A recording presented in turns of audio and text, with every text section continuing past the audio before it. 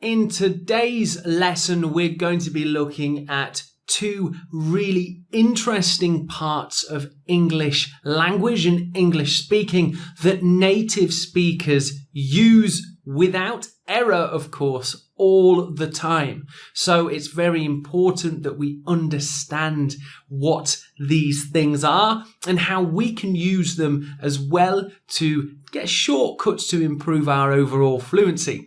So today we're going to be looking at phrasal verbs. You may have heard me mention this before. So we'll be looking at phrasal verbs and collocations. These two parts of English language are used often within English speaking, and they're definitely really useful and very interesting to practice to quickly boost our fluency, to make us sound more native. So without further ado, let's jump in and let's find out exactly what phrasal verbs are. Phrasal verbs are used by English speakers to explain and describe actions, much like verbs. And they sound very native in their use. A common error of non-native English speakers is to use phrasal verbs incorrectly. So that's where you get those questions from people saying, that sounds a bit strange, I don't understand you. So we have to be really careful with their usage.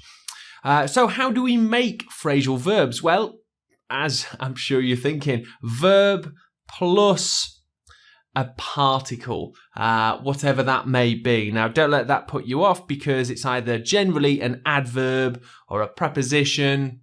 That's how we make phrasal verbs. Verb plus adverb or preposition. Okay, and back down, that would be an example of a phrasal verb. Back being the verb, down being the particle. In this case, a prepositional particle. Here's another example, back around. So we have the verb back, and here another preposition, around, back around. So that's two examples of phrasal verbs for you. Now, if I was to use an uncommon particle with the verb back, it would sound strange to a native speaker. So that's where we need to make sure that we're using them correctly. Okay, so there are tens of thousands of different phrasal verbs. In this lesson, we're going to be learning a few common ones that are used often in English speaking. But there's probably too many for you to sit down and just memorize them all. Throughout this course at points, I'll be showing you lots of different phrasal verbs that are very common in use.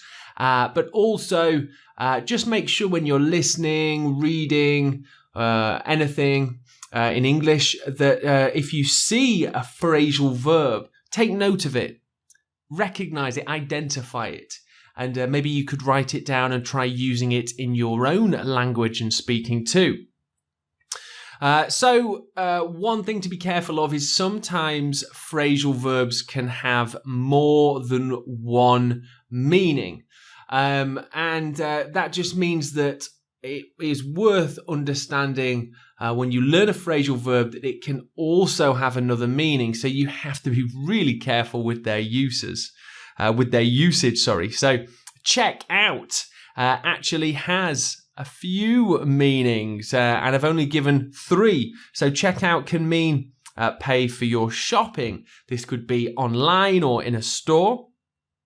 It can also mean to officially leave a hotel, some accommodation that you have been staying at. So that's 2 meanings. And finally, it can also mean, in a kind of almost rude way, to look at someone you find attractive. So that could be quite a rude sense of the meaning. So we have to be aware of the context, the situation, and the environment that we are using these phrasal verbs in. Something for you to be aware of. Okay, so there are a few different ways we can think of phrasal verbs and that we can group them. One way is with transitive and intransitive phrasal verbs. Sounds technical, it's not really. Let me explain for you. So a transitive phrasal verb, it must have an object or subject after them. It needs to come with an object. Here's an example. I've always looked up to Bill Gates for his charity work. Now, I need this, in this case, it's a person who is the object, Bill Gates, looked up to Bill Gates. Looked up does not work on its own. I've always looked up to the sky, to who? I'm not really sure what you mean. But in this usage of the phrasal verb looked up, I need a person, which can be considered the object. Looked up to Bill Gates.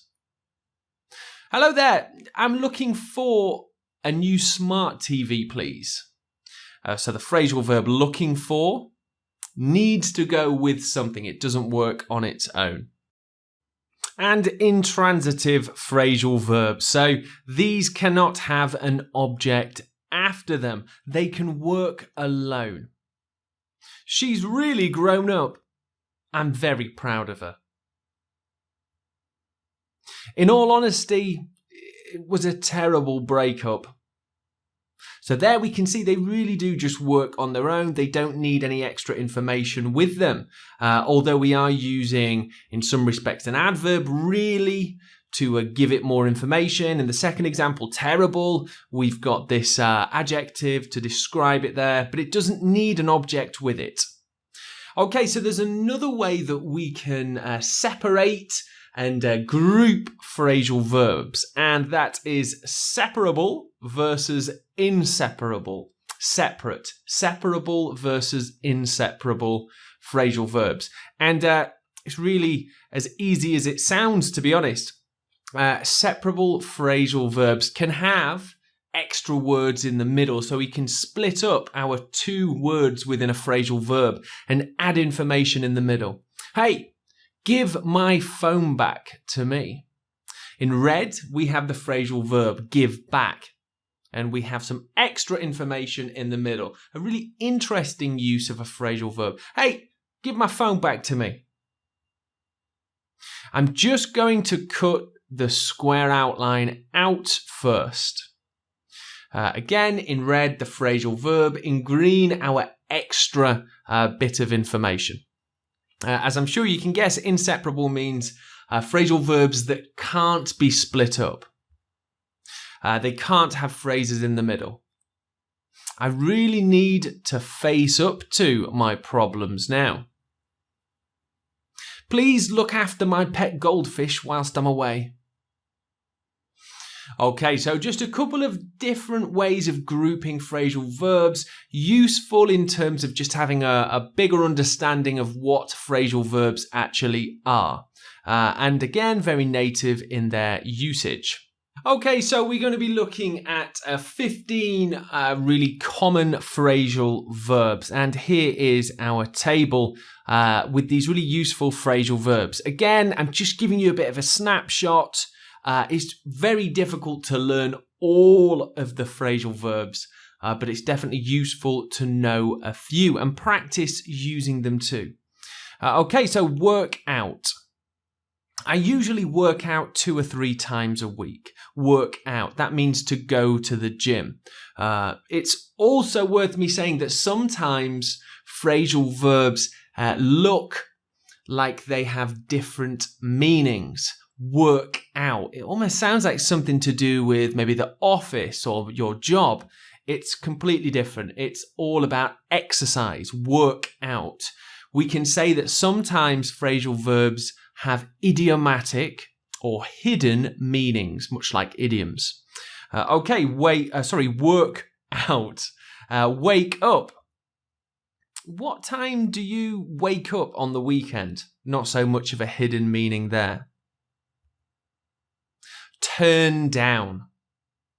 Turn down the TV, it's far too loud. Turn off. Please turn off the aircon, it's freezing in here. Throw away. Any old cardboard you've got, just throw it away in the recycling bin.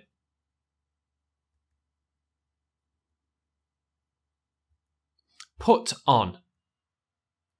Why don't you put on your favourite shirt today? Pass out. We ran so far we nearly passed out. Look for definitely has no hidden meaning really. I'm trying to look for my phone which I lost last night. Hold on. Now this definitely does have something of a hidden meaning. It sounds like we need to grab something. That's not the case. It means to wait. Hold on, I'll be with you in just 1 minute. And give up. No, I really should give up smoking this year. Figure out. This maths problem is really hard to figure out. This means to solve something. Catch up, slightly more informal, which means a little bit less academic, less polite, something maybe used more with friends. Catch up. It doesn't mean to run anywhere. It means to meet up with a person you've not seen for a long time. My Friday was great, thanks. I had a catch up with an old friend. Calm down. If you calm down and try listening, then maybe you will understand. Take off. This actually can have a few meanings. Take off your bags, now you're all inside. But it could also mean for a plane to leave the ground, to take off. And the last one of these really useful phrasal verbs, make up. Now this doesn't mean apply lipstick. It means to kind of solve an argument, to make friends again. We had an argument but made up and said sorry. Okay, so that's just a few examples of phrasal verbs in use so you can see how they're used. It's also giving you some extra language that you can note down and practice using yourself. Again, these are really common phrasal verbs used often by native speakers. But let us not forget part 2 of this lesson, which is quite similar to phrasal verbs. That's why I have pieced them or paired them together. And that is collocations. So collocations simply are words commonly paired together in English. So it's just natural pairing of different words. And it really does make our English sound native and fluent. Whereas on the other hand, if we use them incorrectly or an incorrect collocation, well, it doesn't make us sound so fluent. So definitely worth knowing collocations. Here's some examples, almost similar to phrasal verbs. I have the verb go. So in fact, phrasal verbs can be collocations, but I'm just using this for an example. So we're using go to sleep. That sounds good to me. Go around. Go down. Go fall. Oh, no, that definitely sounds weird. And in truth, that doesn't work. Go fall just is completely alien. And now that's an extreme example. However, there are times when maybe you could understand the pairing of words, but it's just not quite sounds natural. So just be careful. Okay, so there's 6 different groups of collocations. This is just so you understand how we group collocations, but as well how they are different from phrasal verbs, because trust me, they are. So we can have adverb and adjective. You know what? I feel ridiculously tired this morning. I won't leave a review until I'm completely satisfied. Of course, in blue, we have our collocations. We can have adjective and noun. My little brother is getting really cheeky. If I don't finish this work, I'm in deep trouble. Ooh, very native sounding expression there. And then we can have noun and noun. So these would be noun phrases. We watched an action movie at the cinema yesterday. My favourite dessert has to be cheesecake. Okay, on to the next three groups. A verb plus expression with preposition. Now these really do sound very native, really useful to know a few. She just burst into tears on hearing the bad news. We wouldn't say pop, explode into tears. We say burst into tears on hearing the bad news. I come from a very big family.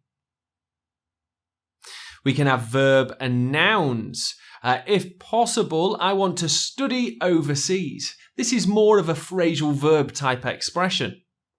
Tonight, I'm going to relax and just go online to play some games. Again, another example of a phrasal verb. And finally, we have verb plus adverb. He's been reading quietly for an hour now. Run quickly to the shops and pick up my post, please. Okay, so just an idea of the different types of collocations. It's more probably to the point that as you continue to study through this course, as you continue to develop your English skills, you will acquire more collocations.